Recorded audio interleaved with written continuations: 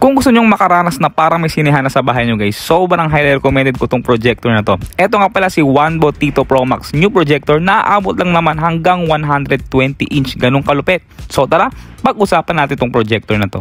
Yo, what's up guys, I'm Reldy Guzman. Welcome back to my YouTube channel. And ngayon may panibago tayong gadget na re-reviewin, pero this time hindi muna smartphone kundi itong projector, which is si Wanbo T2 Max new projector. Pero bago lahat, gusto ko yung tanungin, kailan yung last na may tinutukod kayong series or palabas or kaya naman balak yung may maka-experience na mala home theater sa bahay nyo pero hindi natin abot or hindi natin afford makabili ng sobrang mga mamahalin na TV, kasi alam naman natin pag 65 inches or pataas yung screen size ng isang TV is umaabot na yan ng mahigit 30, 60 or 100,000 pag kilala pa yung brand. And ayun yung dahilan kung bakit sikat ngayon yung mga projector kagaya nito. So gawin na natin ng unboxing at kung gaano patagal itong video na ito. Tara, let's go!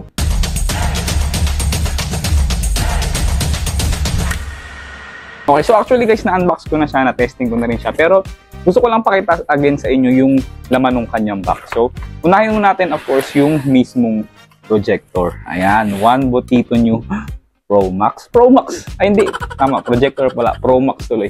So, ayan. Ganda ng box nyo. Wanbo T2 Max new. So, buksan na natin siya guys.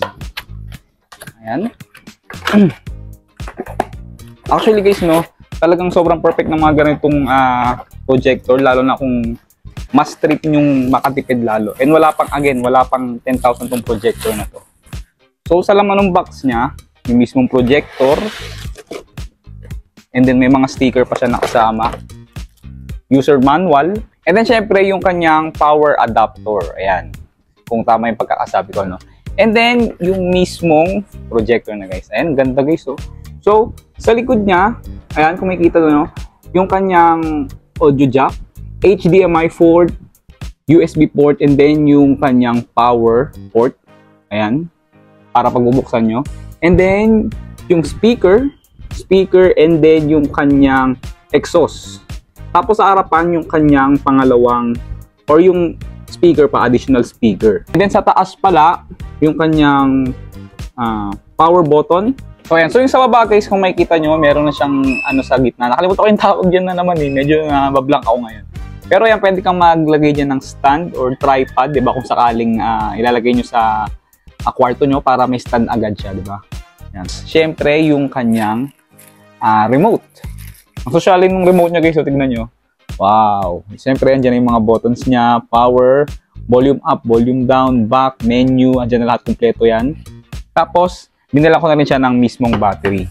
And yung pangalawang box guys, buksan na natin. Ito. Sa pagkakalam ko, dito rin yung kanyang stand eh. Pero iba yung stand na nakalagay dito. Yan. Ganyan mo lang siya ilalagay. So, kapit lang guys, saglit lang. Okay. Wait a minute. Kapit mainit. Ayan. Ayan. So, ganyan yung itsura niya guys. O, diba? Ang ganda na tignan. At syempre, may kasama siyang kortina. Ayan. So, wag yung patagalin pa guys, no? Tara, testing na natin to. Excited na ako. So, update guys, ayan, nabuksan ko na siya. Ito, pakita ko sa inyo after nyo mabuksan yan, kusa na siya talagang nagpo-focus sa kung gaano kalayo. So, ayan, kita nyo. Parang hinahanap niya kung gaano kalayo. And then, ayan.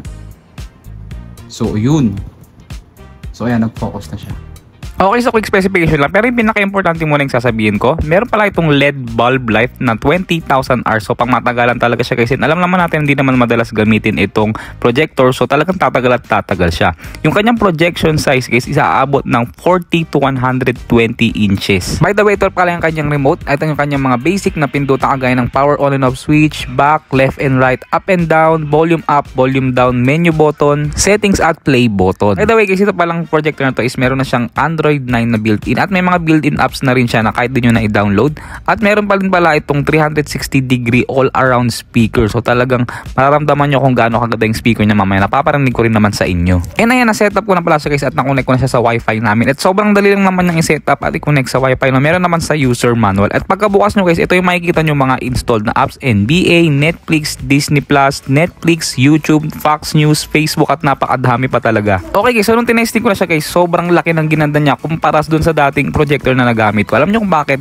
kaya kasi nito mag-play ng 4K pero madedecode siya to 1080p. So meaning di kagaya ng ibang projector na pag nag-play ka ng 4K is blank lang or hindi talaga nagpi-play. So in short, hanggang 1080p lang talaga yung resolution niya pero kaya niyang mag-play ng mga 4K na nadedecode nga lang siya to 1080p. And isa pang nakakatuwa dito guys, kung titignan nyo maigi guys, hindi talaga siya pixelated. So kitang-kita nyo naman, kita yung mga letters, numbers, di ba? So talagang malinaw at maganda yung projector na to at hindi siya mahirap panooran. By the way guys, since meron siyang HDMI port pala, pero nyo itong saksakan ng mga PlayStation and PS5 nyo, yun nga lang wala talaga akong PS5 dito sa amin so hindi ko siya matatesting. So ayan, nag-focus muna ulit tayo sa kanyang display guys. Kita nyo, napakaganda, nakapag-play na ako ngayon ng Netflix. And yes, hanggang 100 yung kanyang max volume. Pero alam nyo yung speaker niya is sakto lang naman, no? Pero kayo pa rin ang humusga. Quick specification lang, meron itong Unisoc Tiger T612, 6.74-inch IPS LCD display, pero meron siyang 90Hz refresh rate, 4GB RAM and 64GB of internal storage. Alam ko medyo maliit yan, no? Pero hindi naman siya pang hardcore gaming, saktuan lang siguro pang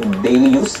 Meron siyang 5,000 mAh capacity na battery. So kita nyo naman guys, okay lang naman yung speaker niya, pero medyo nakukulangan lang talaga ako. So I suggest na magsaksak na lang kayo dito ng external speaker para talagang malasinihan na yung experience nyo. And yes, kita naman guys, malinaw yung subtitle, hindi siya pixelated, quality rin talaga siya. At higit sa lahat guys, below 10,000 lang tong projector na to. So para sa akin, 100% approve at sulit talaga siya.